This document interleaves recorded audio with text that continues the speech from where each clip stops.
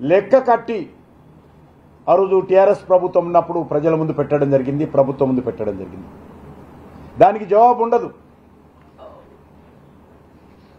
ఈరోజు తెలంగాణ రాష్ట్రానికి పన్నుల వాటా రూపంలో కేంద్ర ప్రభుత్వము సుమారు 2 లక్షల కోట్ల రూపాయలు బదిలీ చేయడం జరిగింది.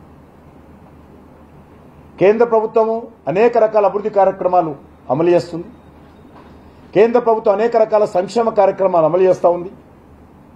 ఎందుకంటే కేంద్ర ప్రభుత్వము రాష్ట్రాలకు నిధులు ఇస్తే వాటన్నిటిని కూడా దారి మళ్లిస్తున్న విషయం ప్రజలకందరికీ తెలుసు. తెలంగాణలో ఎస్సీ ఎస్టీ విద్యార్థుల కోసం వాళ్ళ స్కాలర్షిప్స్ కోసం నిధులు ఇస్తే వాటిని దారి మళ్లించారు. గ్రామ పంచాయతీల అభివృద్ధి కోసం నిధులు ఇస్తే వాటిని దారి మళ్లించారు. గ్రామ పంచాయతీలో ఇంటర్నల్ రోడ్స్ కోసము 14th ఫైనాన్స్ కమిషన్ ఆదేశాలతో నిధులు ఇస్తే ఆ డబ్బులను దారి మళ్లించారు. ఈరోజు మనరేగా నిధులు ఇస్తే గత ప్రభుత్వం ఎమ్మెల్యేలకు కోటాలు ఇచ్చి నీకు 2 కోట్లు, నీకు 5 కోట్లు, ఆయనకు 10 కోట్లు, ఈయనకు 50 కోట్లు అని చెప్పి ఎమ్మెల్యేలకు పంపిణీ చేసి మనరేగా నిధులు దుర్వినియోగం చేసినటువంటి చరిత్ర తెలంగాణ రాష్ట్రంలో కనిపిస్తుంది. అయినప్పటికీ సాధ్యమైనంత వరకు కేంద్ర ప్రభుత్వ పథకాలు నేరుగా కొన్ని అమలు చేయాలి. రాష్ట్రాలు ఆ నిధులు ఇస్తే దారి మళ్లిస్తూ ఉన్నారు. ఓట్ల కోసమే ఖర్చు పెడుతున్నారు తప్ప ప్రజల కోసం కానీ, మన పిల్లల భవిష్యత్తు కోసం కానీ, మౌలిక వసతుల కల్పన కోసం కానీ ఆ నిధులు ఖర్చు చేయడం లేదనే విషయంలో మరి చాలా రకాలుగా కేంద్ర ప్రభుత్వం అనేక పథకాలను నేరుగా అమలు చేస్తున్నటువంటి విషయాన్ని ఈరోజు మనవి చేస్తూ ఉన్నాం. అందులో భాగంగానే కేంద్ర ప్రభుత్వం అనేక సంక్షేమ కార్యక్రమాల కోసం గత 10 సంవత్సరాలుగా 6 లక్షల కోట్ల రూపాయలు ఖర్చు చేయడం జరిగింది. ప్రతి న్యాయ పైసా లెక్క చెప్పగలుగుతాం దేనికి ఎంత ఇచ్చామో. అది అభివృద్ధి కార్యక్రమాలు కావచ్చు, కేంద్ర ప్రభుత్వ పథకాలు కావచ్చు, కేంద్ర సంస్థల కోసం చేసినటువంటి ఖర్చు కావచ్చు. అదేవిధంగా కేంద్ర ప్రభుత్వము అనేక రకాల వడ్డీ రాయితీలు ఇస్తుంది. ఆ రాయితీలను కూడా తెలంగాణ ప్రజలకే ఇస్తుంది. దాని మీద 7,000 కోట్ల రూపాయలు ఖర్చు చేయడం జరిగింది. అదే కాకుండా ఈరోజు రైతులకు సంబంధించి అనేక రకాల సంక్షేమ కార్యక్రమాలు నేరుగా అమలు చేస్తూ ఉన్నాం. రాష్ట్ర పునర్విభజన చట్టం ప్రకారము ఆంధ్రప్రదేశ్కి ఇచ్చారు, తెలంగాణకి ఏమి ఇవ్వలేదంటున్నారు. చాలా స్పష్టంగా పొందుపరచడం జరిగింది. తెలంగాణ విభజన అంశాల్లో, ఆంధ్రప్రదేశ్ విభజన అంశాల్లో తెలంగాణకు రావాల్సినటువంటి అనేక రకాల కార్యక్రమాలు ఇప్పటికే అమలు చేశాం. అది రామగుండంలో విద్యుత్ ఉత్పత్తి కేంద్రాలు కావచ్చు, వరంగల్లో రైల్ మ్యానుఫ్యాక్చరింగ్ యూనిట్, అక్కడ మరి కేంద్ర ప్రభుత్వము దానికి సంబంధించి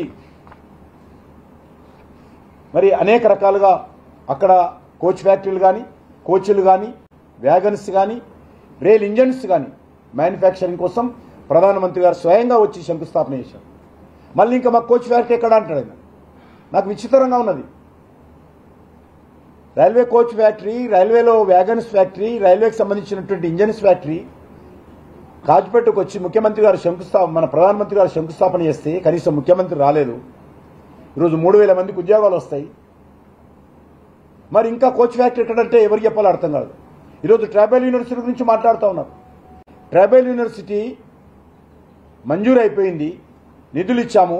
ఇంకా ట్రైబల్ యూనివర్సిటీకి రావాల్సినటువంటి 150 ఎకరాలు ఆ ప్రభుత్వం ఇవ్వలేదు, ఈ ప్రభుత్వం ఇవ్వలేదు.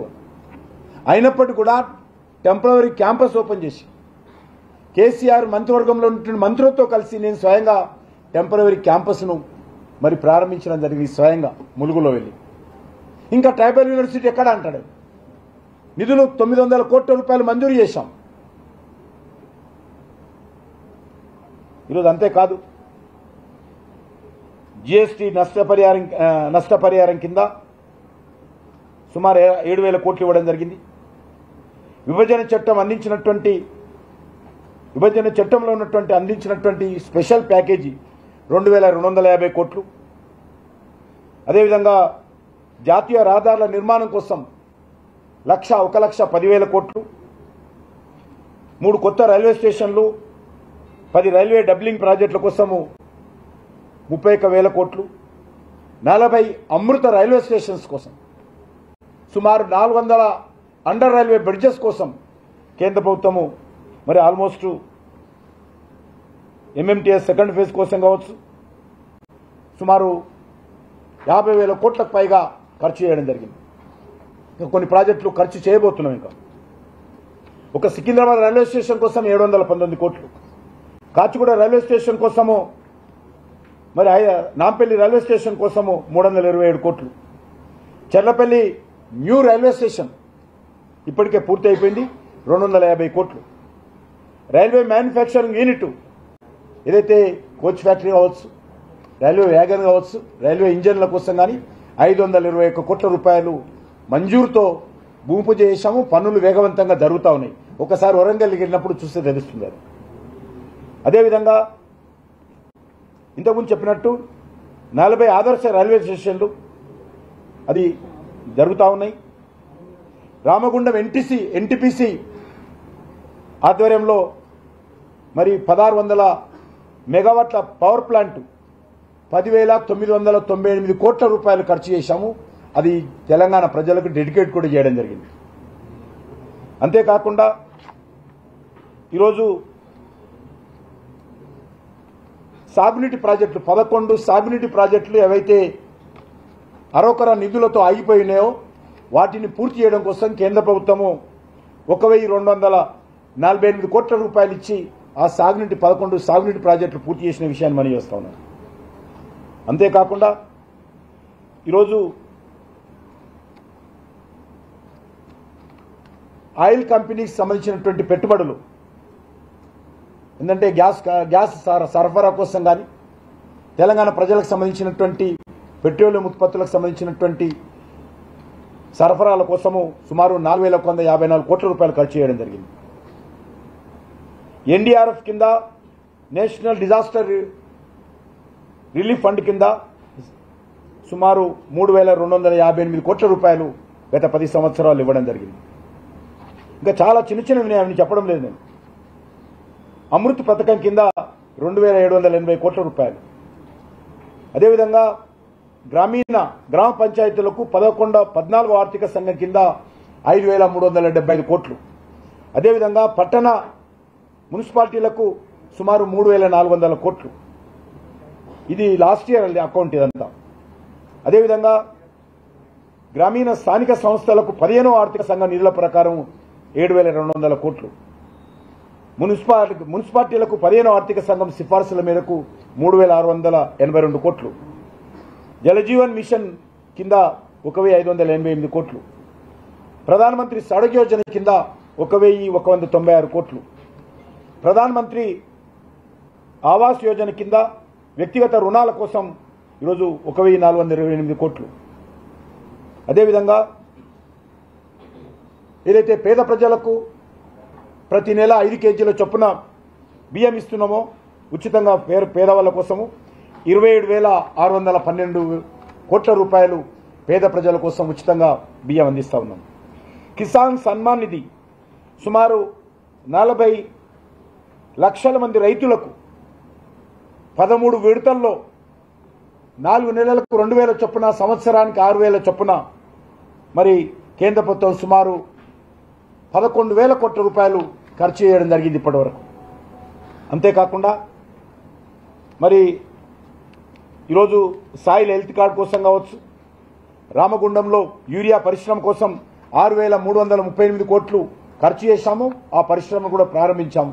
ఆ పరిశ్రమ ప్రారంభించడానికి ప్రధానమంత్రి గారు స్వయంగా రామగుండం వస్తే మన ముఖ్యమంత్రి గారికి అప్పుడు సమయం లేకపోయింది. స్వచ్ఛ భారత్ కింద 31 లక్షల టాయిలెట్లు పేద ప్రజలకు కట్టివ్వడం జరిగింది. 3,744 కోట్ల రూపాయలు ఖర్చు పెట్టి ఎయిమ్స్ హాస్పిటల్ బీబీ నగర్లో ఇప్పటికే పూర్తి అయిపోతూ బిల్డింగ్ ఆల్మోస్ట్ పూర్తి కావస్తున్నది. దానికి ఇప్పటికే 1,366 కోట్ల రూపాయలు కేంద్ర ప్రభుత్వం ఖర్చు చేయడం జరిగింది. అంతేకాకుండా ఏఎస్ఐ మెడికల్ కాలేజ్ 1,438 కోట్ల రూపాయలతోటి ఏఎస్ఐ మెడికల్ కాలేజ్ నిర్మాణం చేశాము. అడ్మిషన్ జరుగుతూ ఉన్నాయి. అద్భుతంగా థర్డ్ ఇయర్ కూడా పూర్తయిపోయింది. ఈఎస్ఐ సూపర్ స్పెషాలిటీ హాస్పిటల్ సుమారు 700 కోట్ల రూపాయలు ఖర్చు పెట్టి ఈఎస్ఐ సూపర్ స్పెషాలిటీ హాస్పిటల్ కట్టడం జరిగింది. అదేవిధంగా వెల్నెస్ సెంటర్స్ మరి ఈరోజు 901 కోట్ల రూపాయలతోటి వెల్నెస్ సెంటర్స్ ఏర్పాటు చేయడం జరిగింది. క్రిటికల్ కేర్ సెంటర్స్ కోసం 576 కోట్ల రూపాయలు కూడా రాష్ట్ర ప్రభుత్వాలకు ఇవ్వడం జరిగింది. అదే కాకుండా హెల్త్ కోసం నేషనల్ హెల్త్ మిషన్ కార్యక్రమం కింద మరి 9 సంవత్సరాలు ఇంకా 10th ఇయర్ నా దగ్గర లేదు, సుమారు 6,000 కోట్ల రూపాయలు నేషనల్ హెల్త్ మిషన్ కింద తెలంగాణ రాష్ట్రానికి ఇవ్వడం జరిగింది. ఆయుష్మాన్ భారత్ ప్రతి పేదవాడికి సంవత్సరానికి 5 లక్షల రూపాయల విలువైనటువంటి వైద్యం అందించేటువంటి కార్యక్రమాన్ని కూడా కేంద్ర ప్రభుత్వం ఖర్చు చేస్తూ ఉంది. అది ఎప్పుడు ఆ విషయం మాట్లాడరు. కరోనా సమయంలో మరి కేంద్ర ప్రభుత్వము అందించినటువంటి అనేక రకాల సహాయం 5,442 కోట్ల రూపాయలు కోవిడ్ సంబంధంలో కావచ్చు, వ్యాక్సిన్ మీద 2,000 కోట్ల రూపాయలు కావచ్చు, అదేవిధంగా మనరేగా కింద సుమారు 30,000 కోట్ల రూపాయలు కావచ్చు, అదేవిధంగా సెల్ఫ్ హెల్ప్ గ్రూప్స్ మీద ఇస్తున్నటువంటి వడ్డీ నేరుగా కేంద్ర ప్రభుత్వం సెల్ఫ్ హెల్ప్ గ్రూప్స్కి ఇస్తుంది, దాని మీద కూడా 400 కోట్ల రూపాయలు కావచ్చు. ఎల్పిజి కొన్ని వర్గాలకు ఎల్పిజి సబ్సిడీ అందిస్తాం మేము, దాని మీద కూడా 5,859 కోట్ల రూపాయలు. అదే కాకుండా సమగ్ర శిక్షా అభియాన్ కింద ఈరోజు 3,165 కోట్లు. అదే కాకుండా మరి ఈరోజు మనము ఈరోజు ఐఐటి హైదరాబాద్ నిర్మాణం చేయడం జరిగిందో దానికి 2,048 కోట్ల రూపాయలు ఐఐటి కోసం కూడా ఖర్చు చేయడం జరిగింది. 3 కేంద్రీయ విద్యాలయాలు ఉన్నాయి కేంద్రంలో, దానికోసం కూడా 4,507 కోట్ల రూపాయలు ఖర్చు చేయడం జరిగింది. నవోదయ విద్యా సంస్థల కోసం 1,350 కోట్లను ఇవ్వడం జరిగింది. ఈ రకంగా మరి అనేక రకాల అభివృద్ధి కార్యక్రమాల కోసం నా దగ్గర చిన్న చిన్న అమౌంట్స్ చెప్పడం లేదు. ఇంతకుముందు చెప్పినప్పుడు ట్రైబల్ యూనివర్సిటీ కోసం 900 కోట్లు, ఎస్సీ వెల్ఫేర్ కింద మరి 1,307 కోట్ల రూపాయలు, మరి అదే కాకుండా ప్రధానమంత్రి జన వికాస్ కార్యక్రమం కింద 91 వివిధ ప్రాజెక్టులో 30 లక్షల మంది మైనార్టీ విద్యార్థులకు అందించినటువంటి స్కాలర్షిప్స్ 1,151 కోట్ల రూపాయలు. అదే కాకుండా సైన్స్ సిటీ కోసము 232 కోట్ల రూపాయలు, అదేవిధంగా టూరిజం కింద ఆల్మోస్ట్ 500 కోట్ల రూపాయలు. అదే కాకుండా ఈరోజు డిఫెన్స్ యాక్టివిటీ కోసం కూడా 1,14,976 కోట్ల రూపాయలు ఖర్చు చేయడం జరిగింది. ఈ రకంగా నేను మరి మిగతా విషయాలు ఇంకా చాలా డీటెయిల్గా నా దగ్గరకు ఉంది. ఈరోజు మనవి చేస్తా ఉన్నాను, ఈరోజు కేసీఆర్ బాటలోనే ఏదైతే కుర్చీ కంటే తన అహంకారమే ముఖ్యము అనే విధంగా రాష్ట్ర ప్రయోజనాల కంటే మరి ఏ రకంగానైతే రాజకీయాలు ముఖ్యమైన విధంగా ఈరోజు రేవంత్ రెడ్డి గారు వ్యవహరిస్తూ ఉన్నారు.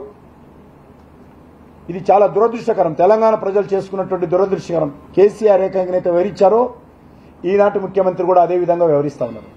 తన తప్పిదాలు, తన వైఫల్యాలు, తమ ప్రజలకు ఇచ్చినటువంటి హామీలు అమలు చేయకుండా చేయలేని చేతగానితనంతో ఈరోజు తన వైఫల్యాలను, తమ బాధ్యతలను కేంద్రం మీద రుద్దేటువంటి ప్రయత్నము ఈరోజు మరి తెలంగాణ కాంగ్రెస్ పార్టీ ప్రభుత్వంలో గతంలో కేసీఆర్ ఏ రకంగా ఉందో ఈరోజు అదే విధంగా కనిపిస్తూ ఉన్నది.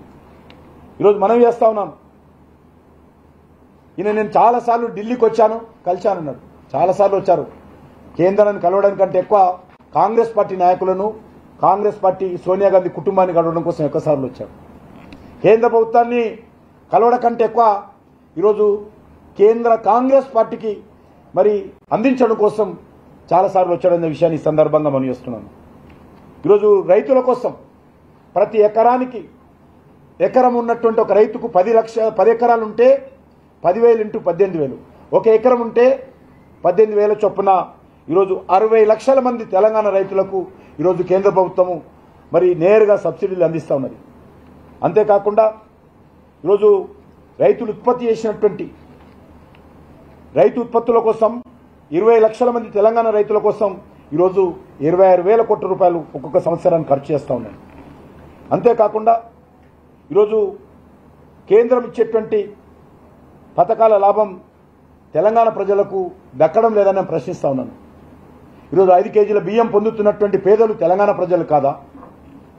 1,10,000 కోట్లతో నిర్మాణం చేసినటువంటి సుమారు 32 జిల్లాలకు అనుసంధానం చేసినటువంటి జాతీయ రహదారులు తెలంగాణ ప్రజలు ఉపయోగించుకోవడం లేదా? ఈరోజు గ్రామ పంచాయతీలకు ఇస్తున్నటువంటి నేరుగా నిధులు అది తెలంగాణ గ్రామ ప్రజలు కాదా? ఆ గ్రామాల్లో ఉండేటువంటి వాళ్ళు ఈరోజు ఏదైతే బస్తీ దవాఖానాలు ఏర్పాటు చేశామో అక్కడ ట్రీట్మెంట్ తీసుకుంటున్నది తెలంగాణ ప్రజలు కాదా? ఈరోజు అనేక రకాల కేంద్ర వైద్య శాఖ తరఫున మినిస్ట్రీ తరఫున అందిస్తున్నటువంటి సహకారంలో ట్రీట్మెంట్ పొందుతున్నటువంటి వాళ్ళు తెలంగాణ ప్రజలు కాదా? ఆయుష్మాన్ భారత్ కింద ట్రీట్మెంట్ పొందుతున్నటువంటి వాళ్ళందరూ కూడా తెలంగాణ ప్రజలు కాదా? ఈరోజు ఖచ్చితంగా